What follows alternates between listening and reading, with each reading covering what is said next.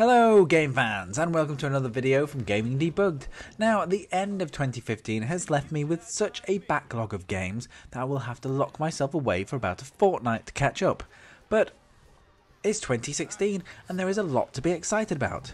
Some, like Scalebound, might be pushed back to 2017 due to the sheer volume of AAA titles scheduled out this year. However, out of the titles that are still set to be released in 2016, here are the ones that I am most excited about. And weirdly, 2016 looks to be a bit of a third-person year.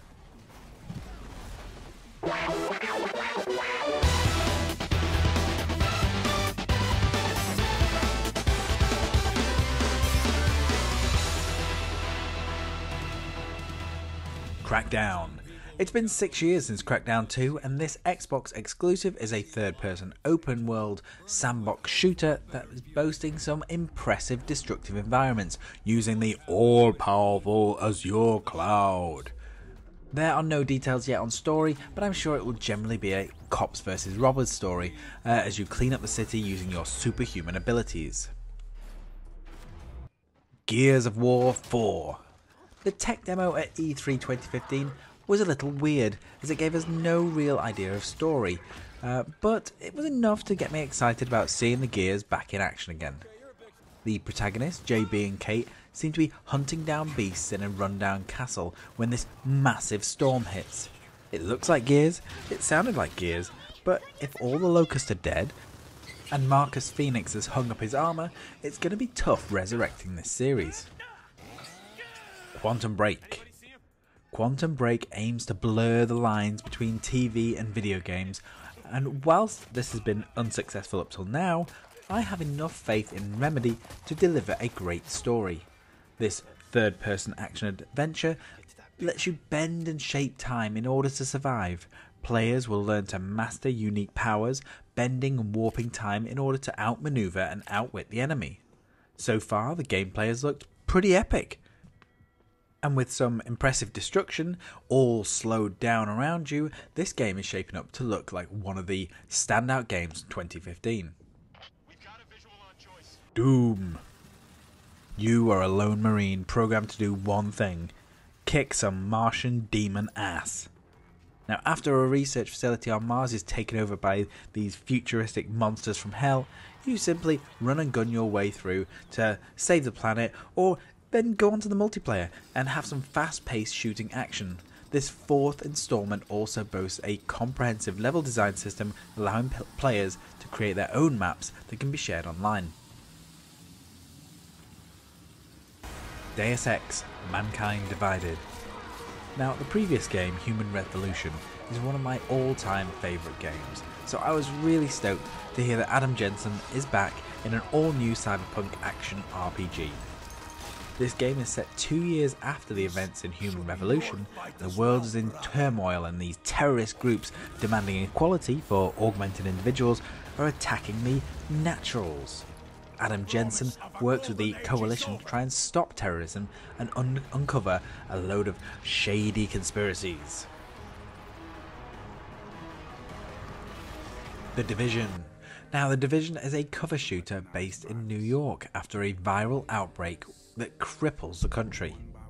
Residents have either fled or died, and you must team up with other Division members to collect resources, complete missions, and look for loot inside these dark zones. This looks like Ubisoft's answer to Destiny, and it has a huge scope. And with author Tom Clancy behind the project, it shouldn't be short of story, unlike Destiny. Talking of Destiny, let's talk about Destiny Year 3 update. Now, if Bungie want to stay relevant and be at the cutting edge of game development, then this really needs yearly updates. Whilst I really enjoyed The Taken King as it added new levels and lots more story, I would like to see more planets and races being opened up. After all, a whole galaxy of enemies are descending on Earth to take out the Traveller, so it'd be nice if we could open up a little bit more of our solar system. Gigantic. Gigantic is a free-to-play team-based shooter in, you guessed it, third person. Developed by the independent game studio Matiga, Gigantic focuses on team-based action combat in which players fight alongside this massive guardian. Heroes must protect their guardian along with their team and attempt to destroy the opposing team with their equally massive and huge abominable guardian. Mass Effect Andromeda. The final third-person action-adventure on my list is from BioWare, and it's everyone's favourite space opera, Mass Effect. Lead producer Cameron Lee tweeted in January that he had played the first hour and that it was set to be released at the end of 2015. I suspect that this will be one of those games that will be pushed back into 2017 if the November launch window becomes a little too crowded. The new installment will be the first one in the Mass Effect series to be fully multiplayer, so if this game doesn't make it out in 2016, I will expect to be playing a beta sometime at the end of the year.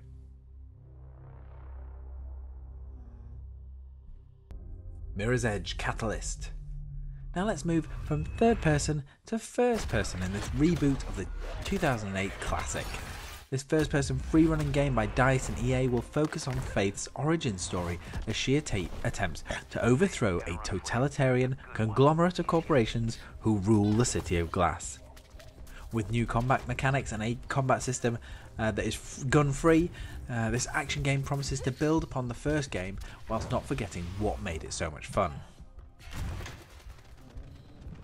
We Happy Few. The first game on my list by a smaller studio. Now Compulsion Games made Contrast, which was an amazing concept that was really well executed. See my review here. Their second game looks wonderfully dark and delightfully twisted. The game is set in a dystopian alternative 1960s England, where the face-painted inhabitants are kept under control with this drug called joy. You play as a downer, a person who refrains from taking joy, and the citizens don't take to this very kindly. Players have to act like they're high on joy in order to blend in, and then they scavenge for food and supplies. I'm really looking forward to this one because it just looks like a really weird, or even more weird, Bioshock. Cuphead. It feels like this carrot has been dangling for an age. Cuphead stands out immediately due to its 1930s cartoon aesthetic. Cuphead is a run-and-gun platformer indie video game by studio MDHR. It was revealed in 2014 and I suspect it has gained a little bit of extra support from Microsoft after getting such a positive reception. The game looks to consist of over 40 boss battles with a bit of platforming, run and gun, and there's also going to be a lot of extra DLC which will add other areas and 10 to 15 more bosses. This looks both nostalgic and fresh at the same time, so I'm really eager to get my hands on this one. I'm sure there'll be many more games announced and talked about, and I should give honourable mentions to Far Cry Primal, Dead Island 2 and Dishonored, as they have also piqued my interest, but they didn't make the final list. So what are you looking forward to this year? Leave a comment below, like the video, and even subscribe if you have the kahunas. Now don't forget to check out my best games of 2015, and if you have little ones then don't forget to check out my videos that look at Xbox One games for children. I've got them for 2014, I've got them for 2015, and I've got even looking forward. So check out those videos and I'll be back with another video very soon. Finish him!